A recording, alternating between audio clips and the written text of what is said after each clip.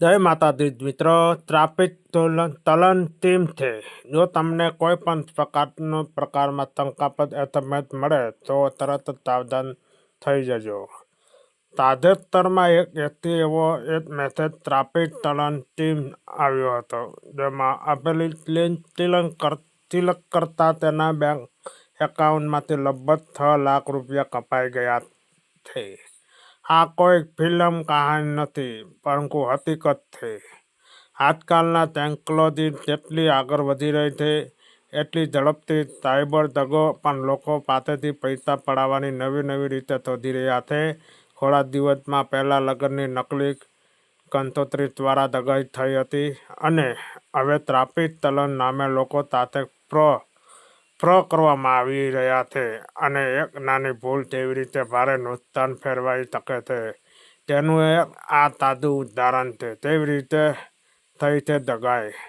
તો આ વ્યક્તિને 500 રૂપિયાનો ટ્રાફિક ચલણ ભરવા માટે એક ફેક એસએમએસ આવ્યો હતો.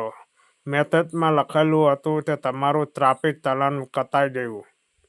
તો સાથે એક લિંક પણ આપવામાં આવી હતી. ઘણા લોકો આ પ્રકારના મેસેજ એટલી માનીને ક્લિક કરી દે છે. આ વ્યક્તિ પણ એવું કર્યું છે. લિંક ખોલીને જ્યારે તેણે પેમેન્ટ કરવાની પ્રક્રિયા શરૂ કરી, ત્યારે સાયબર દગોને તેના ફોન અને બેંકિંગ સંબંધિત માહિતી મેળવી લીધી.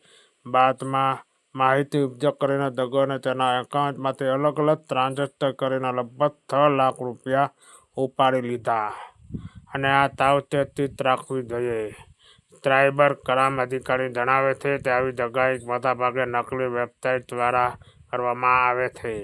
દેખાવમાં સરકારી પોર્ટલ જેવી લાગે છે તેટલી લિંક ફોનમાં નુકસાનકારક સોફ્ટવેર પણ ઇન્સ્ટોલ કરી દે છે, જેના કારણે દગો ફોન હેક કરીને બેંક એકાઉન્ટ ખાલી કરી શકે છે. અધિકારીઓએ કહ્યું છે કે ટ્રાફિક વિભાગ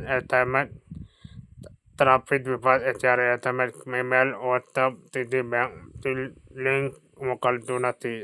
તેથી આવી કોઈ પણ લિંક વિશ્વાસ ન કરવો.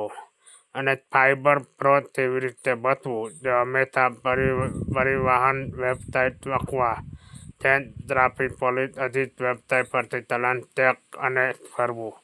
લિંક પર ક્લિક કરવાની જગ્યાએ પોતે જ વ્હીકલ નંબર દાખલ કરીને ચલણ માહિતી તપાસવી. કોઈ પણ અજાણી લિંક, કાર્ડ વિગતો, પિન અથવા ઓટીપી ક્યારેય ન નાખવો જોઈએ. એપ ડાઉનલોડ કરવી હોય તો માત્ર ઓફિશિયલ એપનો ઉપયોગ કરો. અને ભૂલતા નહીં, અને ન સમજે તો વાંચી લેજો. જય જવાન, જય કિસાન. ભારત માતાજી.